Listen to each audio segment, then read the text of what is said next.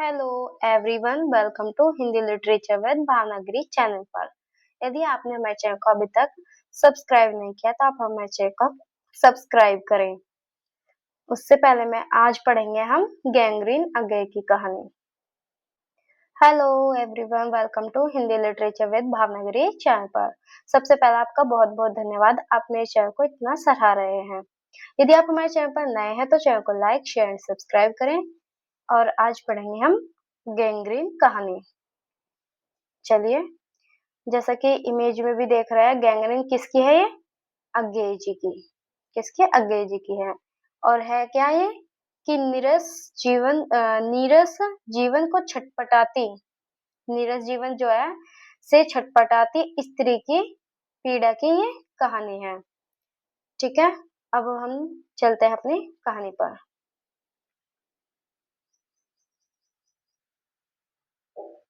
कोई बात नहीं है, थोड़ा ब्लर सा आ रहा है पर इतना दिख रहा है कि हम पढ़ सके।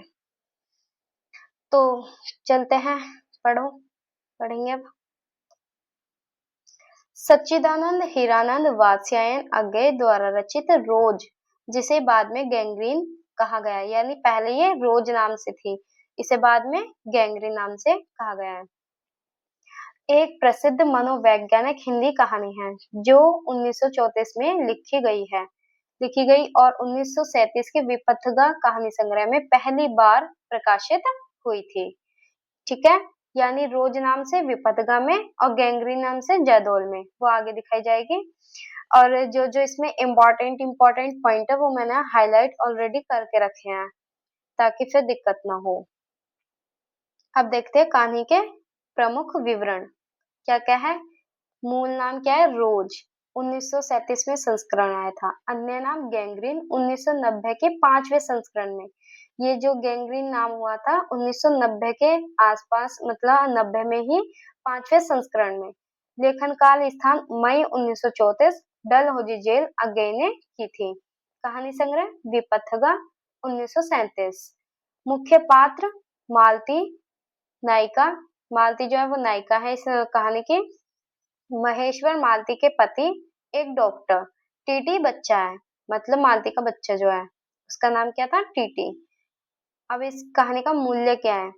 इसका मूल्य है, यह कहानी मालती के चंचल बचपन और उसके वर्तमान यांत्रिक कैसा, बिना किसी भावना के हर पल एक जैसा गुजरना, जीवन के बीच के अंतर को दिखाती है।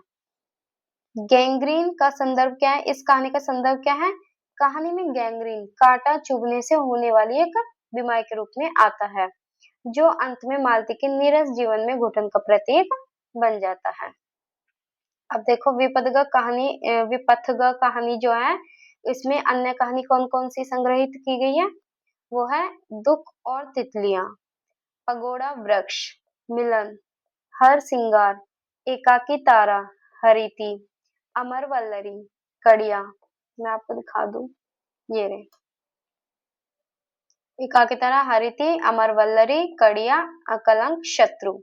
ठीक है, अब चलते हैं गैंग्रीन कहानी के बारे में। मतलब पहले रोज नाम से थी तो उसमें ये कहानियां विपथगा में रोज के अलावा ये वाली कहानियां थी जो ऊपर अभी दिखाई है आपको।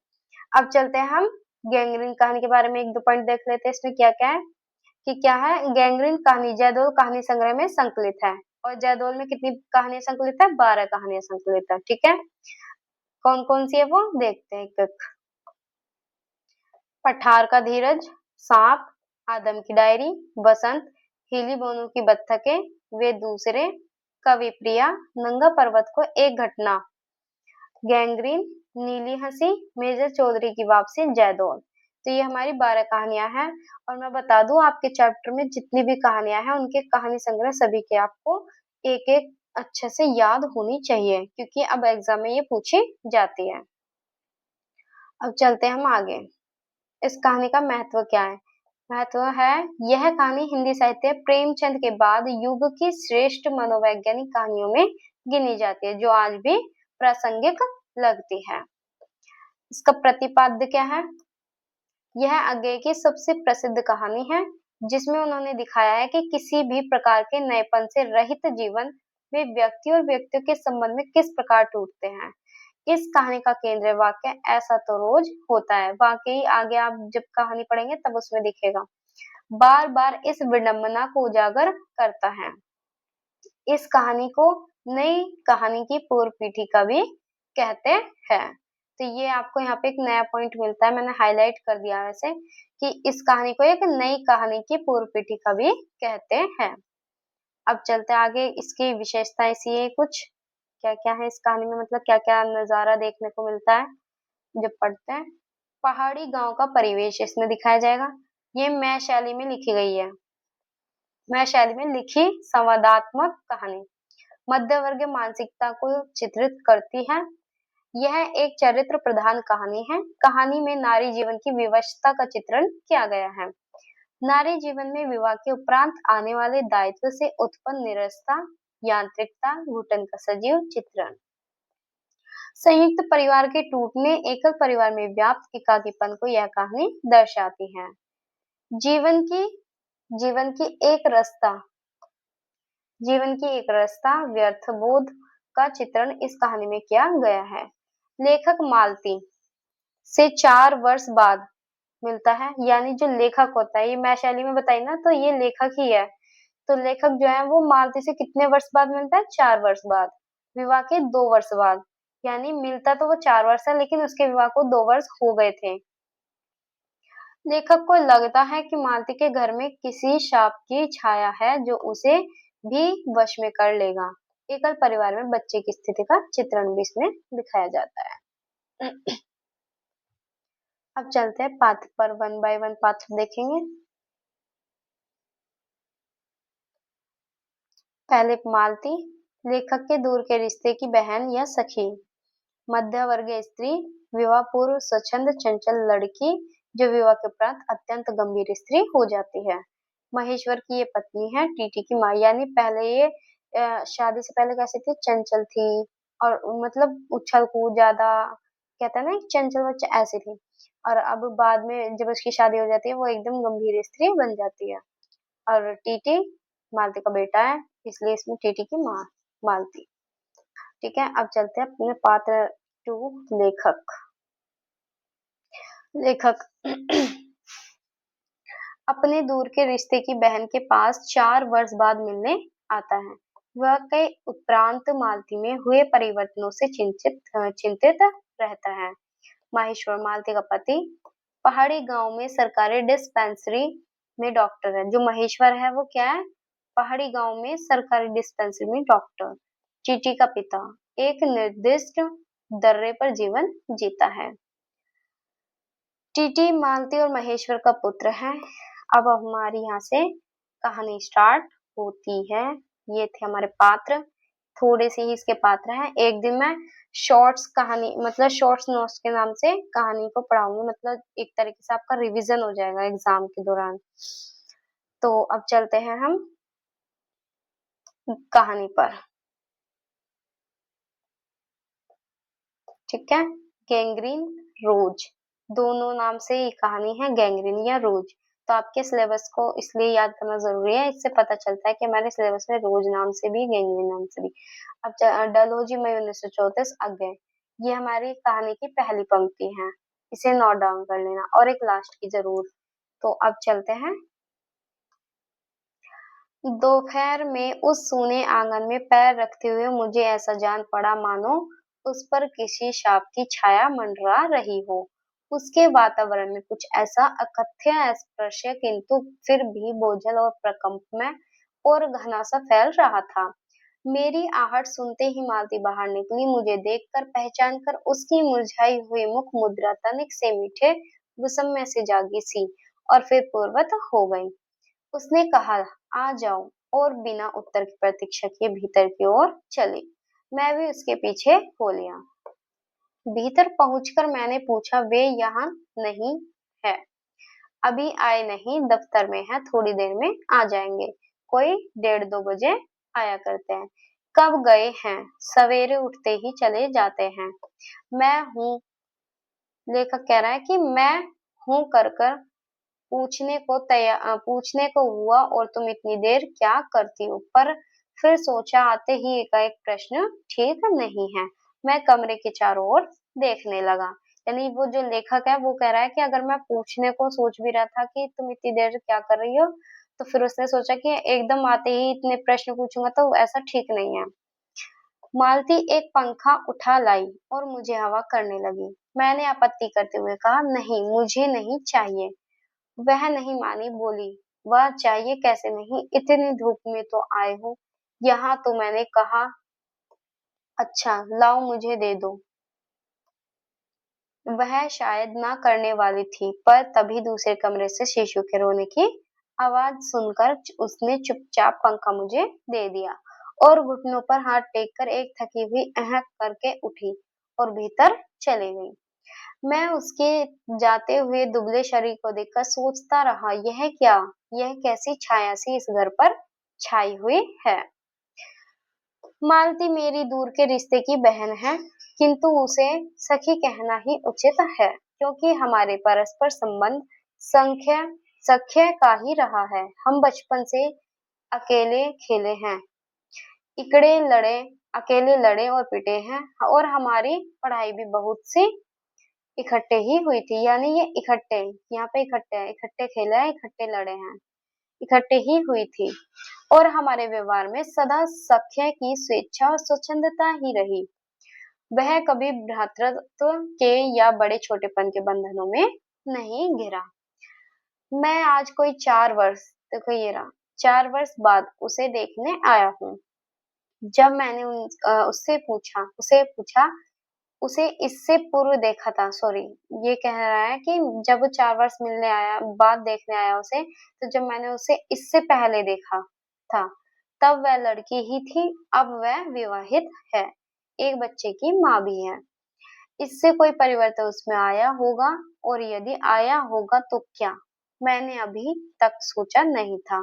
किंतु अब उसकी उसकी पीठ की ओर देखता हुआ मैं सोच रहा था, यह कैसी छाया इस घर पर छाई हुई है, और विशेषतया मालती पर। मतलब छाया तो छाई हुई है, लेकिन विशेषकर किस पर, मालती पर।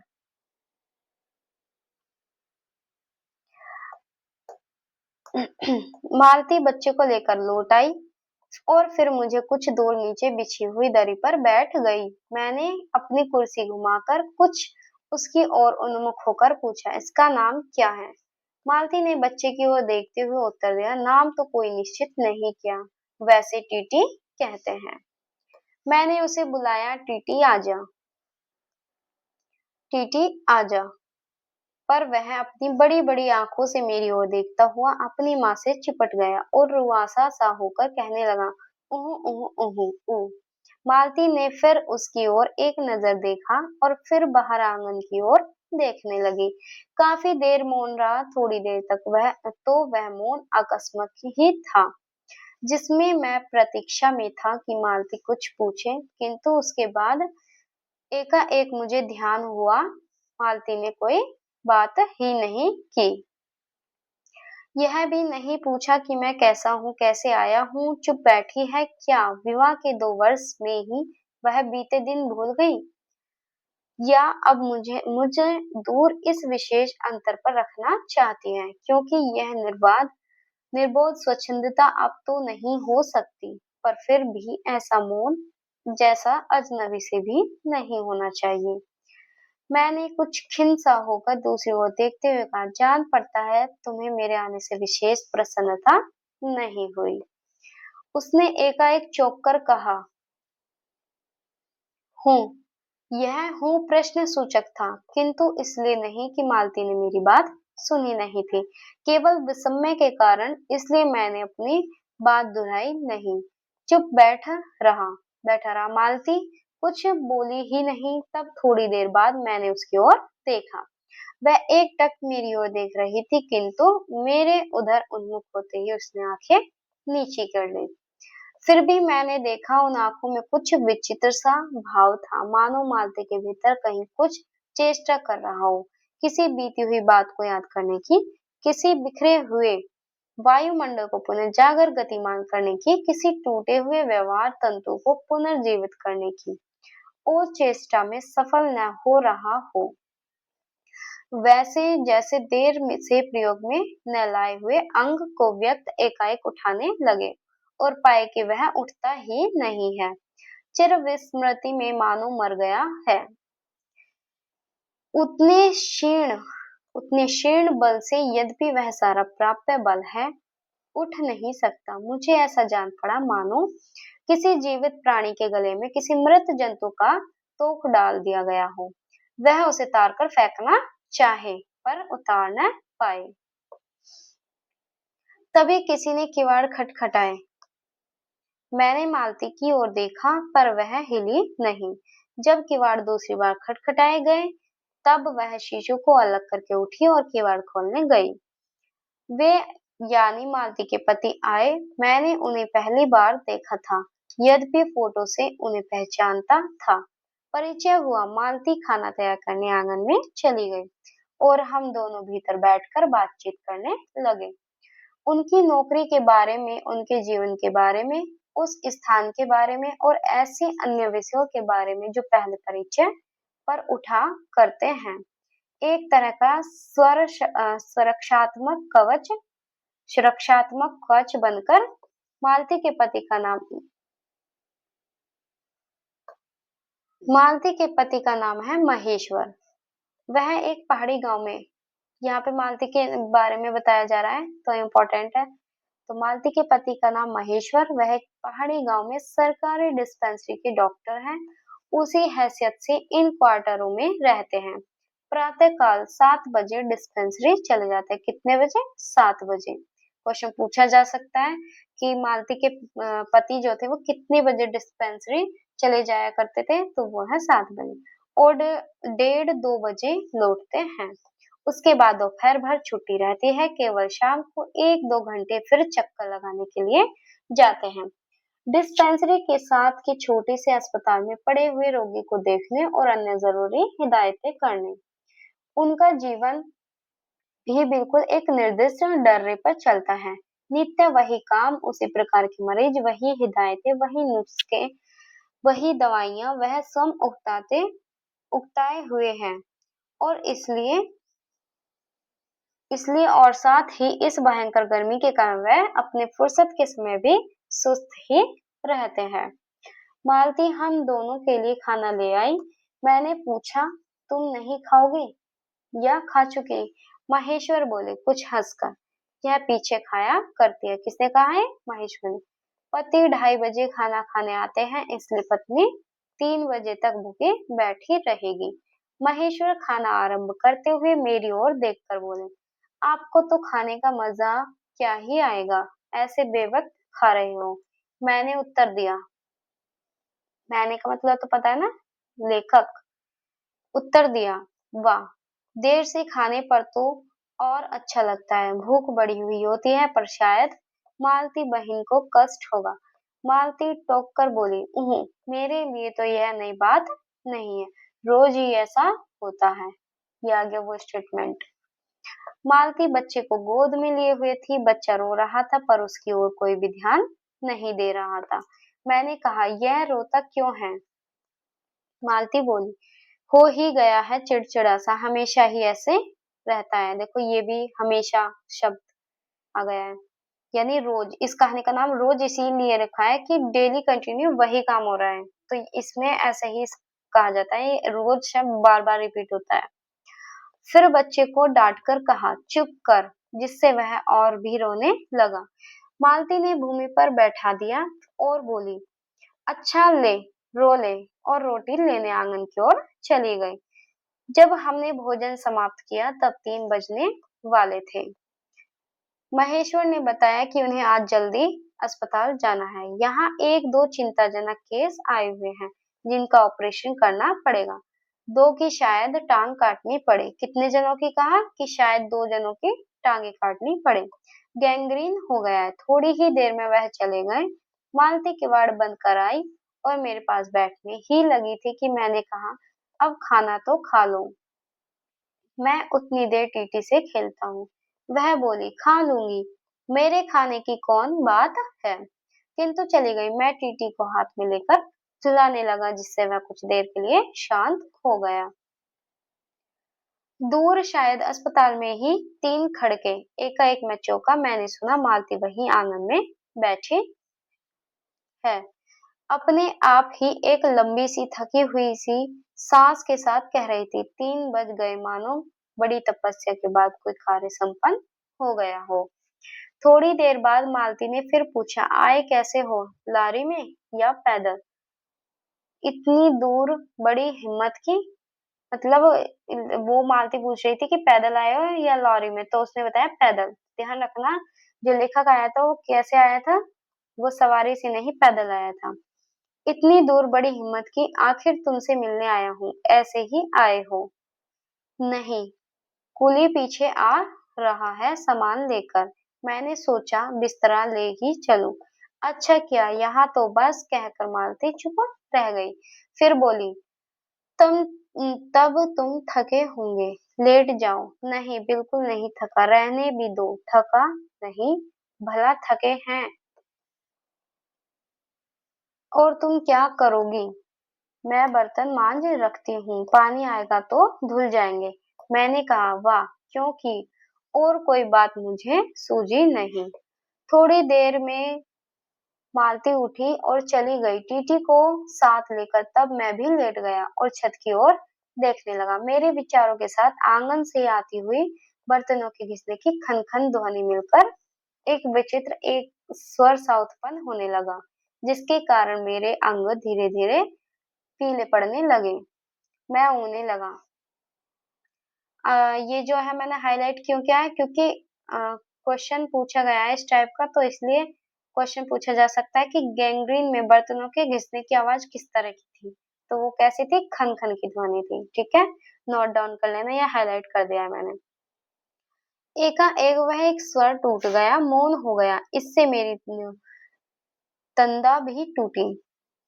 मैं उस मौन में सुनने लगा। 4 खड़क रहे थे और इसी का पहला घंटा सुनकर मालती रुक गई थी। वही 3 बजने वाली बात मैंने फिर से देखी। अब की बार उम्र के रूप में मैंने सुना मालती एक बिल्कुल अनैच्छिक, अनुभूतिहीन, नीरस, यंत्रवत, वह भी थके हुए यंत्र के से स्वर में कह रही है, 4 बज गए हैं, मानो इस अनैच्छिक समय को गिनने में ही उसका मशीन तुल्य जीवन बीतता हो। वैसे ही जैसे मोटर का स्पीडोमीटर यंत्रवत फासला नापता जाता है और यंत्रवत विश्रांत स्वर में कहता है, किससे कि मैंने अपने अमित शून्य पथ का इतना अंश तय कर लिया है। न जाने कब कैसे मुझे नींद आ गई। तब 6 कभी के बज चुके थे जब किसी के आने की आहट से मेरी नींद खुली और मैंने देखा कि महेश्वर लौट आए और उनके साथ ही बिस्तर लिए मेरा कुली। मैं मुंह धोने को पानी मांगने को ही था कि मुझे याद आया, पानी नहीं होगा। मैंने हाथों से मुंह पोंछते पोंछते महेश्वर से पूछा, आपने बड़ी देर की।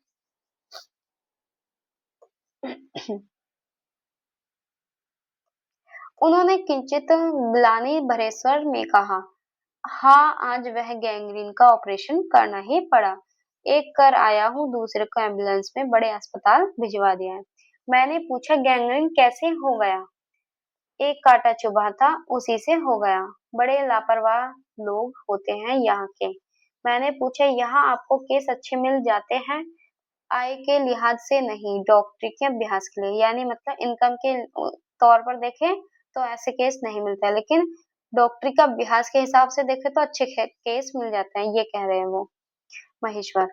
बोले, हाँ, मिल ही जाते हैं, यही गैंग्रीन हर दूसरे चौथे दिन एक केस आ जाता है, नीचे बड़े अस्पतालों में भी। मालती आंगन से ही सुन रही थी, अब आ गई। बोली, हाँ, केस बनाते देर क्या लगती है? कांटा चुभा था, इस पर टांग काटनी पड़े, यह भी कोई डॉक्टरी है? हर दूसरे दिन किसी की टांग, किसी की बाह काट आते हैं, इसी का नाम है अच्छा अभ्यास। महेश्वर हंसे और बोले, न काटे तो उसकी जान गंवाए। हाँ, हाँ, पहले तो दुनिया में कांटे ही नहीं होते होंगे।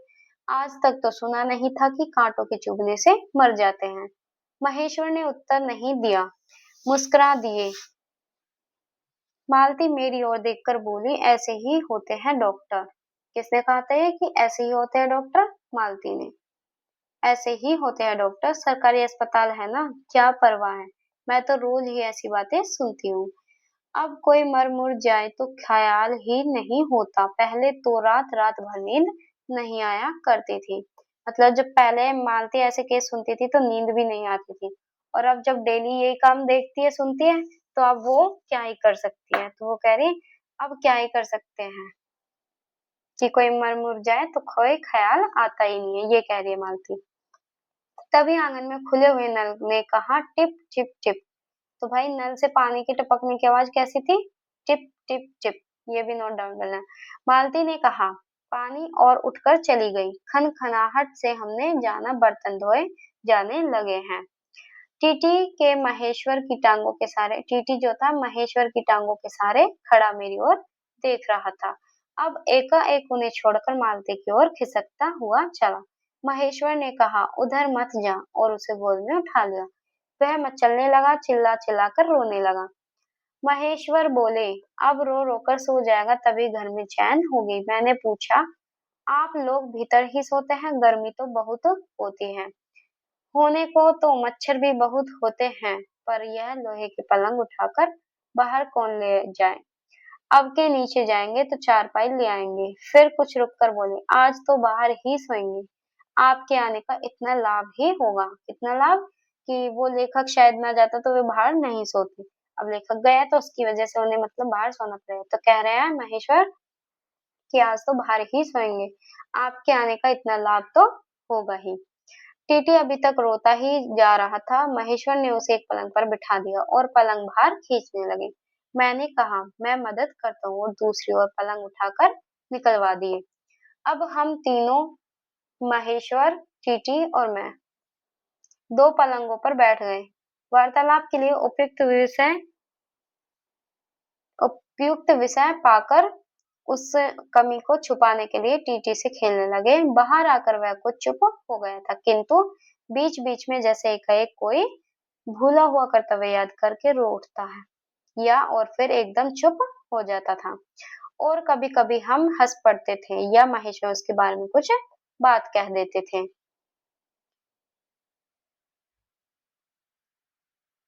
मालती बर्तन धो चुकी थी जब वह उन्हें लेकर आंगन के एक और रसोई के छप्पर की ओर चली। तब महेश्वर ने कहा, थोड़े से आम लाया हूँ, वह भी धो लेना। कहाँ है? अंगीठी पर। तो इसको भी नोट डाउन कर लेना कौन से फल का जिक्र आया है, क्योंकि जब जगह पूछी जा सकती है तो फल भी पूछे जा सकते हैं। जब क्वेश्चन किसी भी, जब बर्तनों के खन खन की आवाज, पानी की टप टप की आवाज, इस टाइप के क्वेश्चन पूछे जा सकते हैं, तो भाई ये भी पूछा जा सकता है कि महेश्वर ने कौन से फल धोने के लिए बात किया, या कौन से फल लेकर वे आए थे। तो वो है आम। अंगीठी पर रखे हैं, कागज में लिपटे हुए। मालती ने भीतर जाकर आम उठाए और अपने आंचल में डाल दिए। जिस कागज में वे लिपटे हुए थे वह किसी पुराने अखबार का टुकड़ा था। मालती चलती चलती संध्या के उस क्षण प्रकाश में उसी को पढ़ती जा रही थी। वह नल के पास जाकर खड़ी उसे पढ़ती रही। जब दोनों ओर पढ़ चुकी, तब एक लंबी सांस लेकर उसे फेंक कर आम धोने लगी। मुझे एकाएक याद आया। क्या याद आया भाई? बहुत दिनों की बात थी जब हम अभी स्कूल में भर्ती हुए थे। तब जब हमारा सबसे बड़ा सुख, सबसे बड़ी विजय थी हाजिरी हो चुकने के बाद चोरी से क्लास से निकल भागना, और स्कूल में कुछ दूरी पर आम के बगीचे में पेड़ों पर चढ़कर कच्चे आमियां तोड़ तोड़ कर खाना मुझे याद आ गया। कभी जब मैं भाग आता और मालती नहीं आ पाती थी, तब मैं भी खिन्न मन लौट कर आया करता था। मालती कुछ नहीं पढ़ती थी। उसके माता पिता तंग थे। एक दिन उसके पिता ने उसे एक पुस्तक लाकर दी और कहा कि इसके 20 पेज रोज पढ़ा करो। मैं देखे भर बाद में देखे कि इसे समाप्त कर चुका है। यानी वो उसके पिता कह रहे हैं कि मैं एक हफ्ते बाद देखा करूंगा कि ये समाप्त हुई कि नहीं, नहीं तो मार मार कर चमड़ी उधेड़ दूंगा। मालती ने चुपचाप किताब ले ली, पर क्या उसने पढ़ी? वह नित्य ही उसके 10 पन्ने 20 पेज फाड़कर फेंक देती। अपने खेल में किसी भांति फर्क न पड़ने देती। 8वें दिन उसके पिता ने पूछा, कौन से दिन? 8वें दिन। किताब समाप्त कर ली? तो उत्तर दिया, हाँ कर ली। पिता ने कहा, लाओ मैं प्रश्न पूछूंगा, तो चुप खड़ी रही। पिता ने कहा तो उद्दत स्वर में बोली, किताब मैंने फाड़कर फेंक दी है, मैं नहीं पढ़ूंगी। उसके बाद वह बेहद पीटी उसके बाद वह बहुत पिटी, बहुत ही यहाँ पे बहुत पिटी, पर वह अलग बात है। इस समय मैं यही सोच रहा था कि वह उद्दत और चंचल मालती आज कितनी सीधी हो गई है, कितनी शांत और एक अखबार के टुकड़े को तरसती है। यह क्या? यह तभी महेश्वर ने पूछा, रोटी कब बनेगी? बस अभी बनाती हूँ। पर अब की बार जब मालती रसोई की ओर चली, तब टीटी के कर्तव्य भावना बहुत विस्तीर्ण हो गई। वह मालती की ओर हाथ बढ़ाकर रोने लगा। नहीं, मालती उसे भी गोद में लेकर चली गई। रसोई में बैठकर एक हाथ से उसे धपकने और दूसरे से कई छोटे छोटे डिब्बे उठाकर अपने सामने रखने लगी। और हम दोनों चुपचाप रात्रि की और भोजन की और एक दूसरे से कुछ कहने की और न जाने किस किस न्यूनता की पूर्ति की प्रतीक्षा करने लगे। हम भोजन कर चुके थे, बिस्तरों पर लेट गए थे और टीटी सो गया था। मालती पलंग के एक और मोम जामा बिछाकर उसे उस पर लिटा गई थी। वह सो गया था, पर नींद में कभी कभी चौंक उठता था। एक बार तो उठकर बैठ भी गया था, पर तुरंत ही लेट गया। मैंने महेश्वर से पूछा, आप तो थके होंगे, सो जाइए। वह बोले, थके तो आप अधिक होंगे। ये यहाँ पे थके हैं, थके तो आप अधिक होंगे। 18 मील पैदल चलकर आए हैं।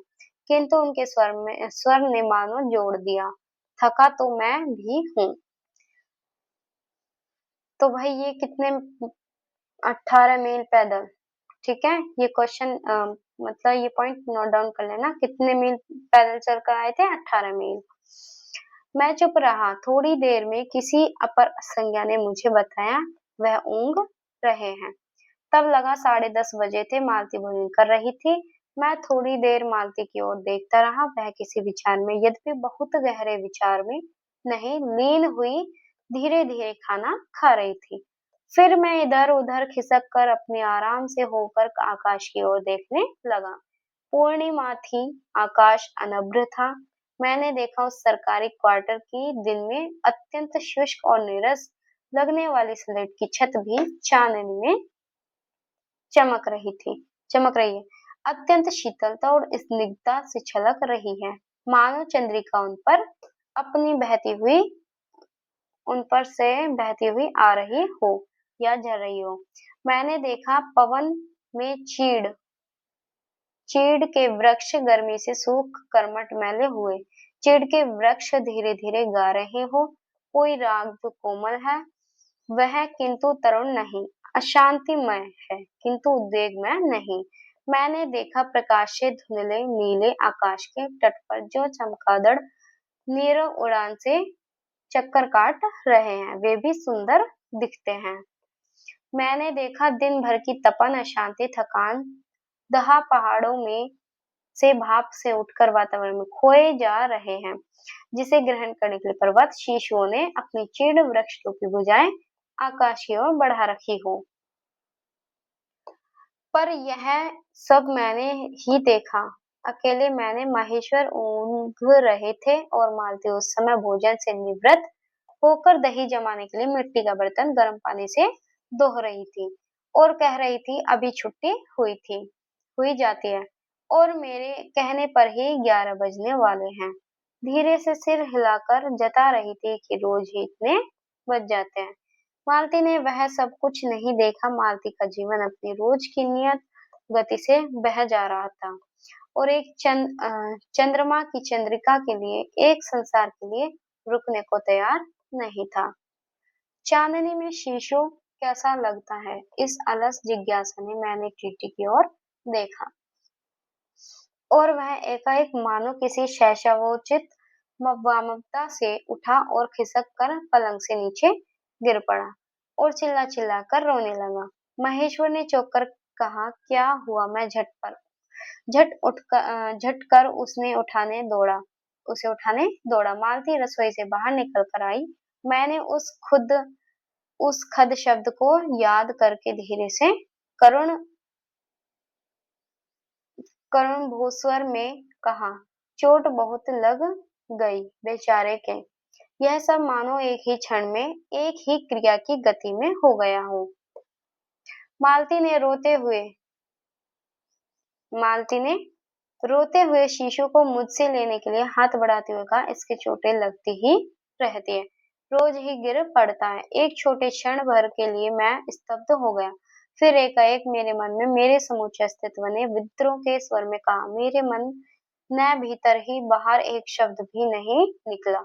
युवती माँ, यह तुम्हारे हृदय को क्या हो गया है, जो तुम अपने एकमात्र बच्चे के गिरने पर भी ऐसी बात कह सकती हो? किसने कहा? ये लेखक कह रहा है। और यह भी जब तुम्हारा सारा जीवन तुम्हारे आगे है। और तब एकाएक मैंने जाना कि वह भावना मिथ्या नहीं है। मैंने देखा कि सचमुच उस कुटुंब में कोई गहरी भयंकर छाया घर कर गई है। उनके जीवन के इस पहले यौवन में घुन की तरह लग गई है। उसका इतना उसका इतना अभिन्न अंग हो गई कि वे उसे पहचानते ही नहीं। उसी की परिधि में घिरे हुए चले जा रहे हैं। इतना ही नहीं, मैंने उस छाया को देख भी लिया। इतनी देर में पूर्व शांति हो गई थी।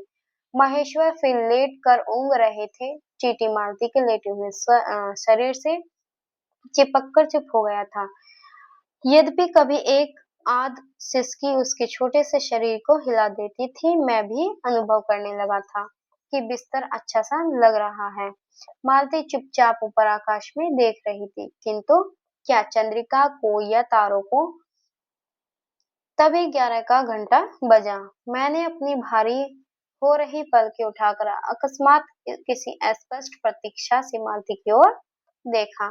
पहले घंटे की खड़कन के साथ ही मालती की छाती का एक फफोले की भांति उठी और धीरे धीरे बैठने लगी, और घंटा ध्वनि के कंपन के साथ ही मूक हो गया। हो जाने वाली आवाज में उसने कहा, 11 बज गए हैं। तो मतलब रोज की तरह वही टाइम हो गया है। ये इसमें दिखाया गया है। कहने का मतलब ये रोज नाम से है, तो इसमें जो नियम रूप से डेली जो काम होते थे वो इसमें दिखाए गए हैं। और वो भी छटपटाती हुई स्त्री ने डेली वही काम सब। तो अब ये हमारी कहानी यहाँ पर समाप्त हो गई है। तो मैं आपको थोड़ी सी ये जानकारी दे दूं कि यूनिट 7 की सभी कहानियां हिंदी समय.com पे मिल जाएगी, या फिर आप यूनिट 7 की सभी कहानियां टेलीग्राम हमारे चैनल को ज्वाइन कर लें। उस पर आपको इस नाम से टेलीग्राम चैनल है, उसे आप इस पे मतलब आपको सारी कहानियां मिल जाएंगी, सभी कहानियों की पीडीएफ मिल जाएगी। ओके। और जो आपको वीडियो देखनी मतलब कहानी पढ़नी हो वीडियो के थ्रू, तो आपको ये वाली प्लेलिस्ट मिलेगी। किस नाम से? यूजीसी नेट हिंदी कहानी के नाम से। ये यहाँ पे लिख रहा है यूजीसी नेट हिंदी कहानी। दिख नहीं रही है तो मैं लिख देती हूँ यूजीसी नेट हिंदी कहानी प्लेलिस्ट। ठीक है, इस नाम से मैंने प्लेलिस्ट बनाई है। तो इसमें जाके आपको जितनी अभी तक कहानियां पढ़ाई हैं वो सब आपको वहां मिल जाएंगी। और आप अपनी तैयारी कंटिन्यू रखें, क्योंकि देखने में आ रहा है, सुनने में आता है कि आज सिलेबस बदलेगा, ये है वो है। जब सिलेबस बदलेगा तो आपको अपडेट मिल जाएगी। आप अपनी कंटिन्यू तैयारी रखें और जितना हो सके बेस्ट से बेस्ट कंटेंट लें। ओके। और आपने अभी तक मेरे चैनल को सब्सक्राइब नहीं किया है तो आप मेरे चैनल को सब्सक्राइब करें। ठीक है, चलते हैं, मिलते हैं नेक्स्ट वीडियो में। तब तक के लिए बाय टाटा, धन्यवाद।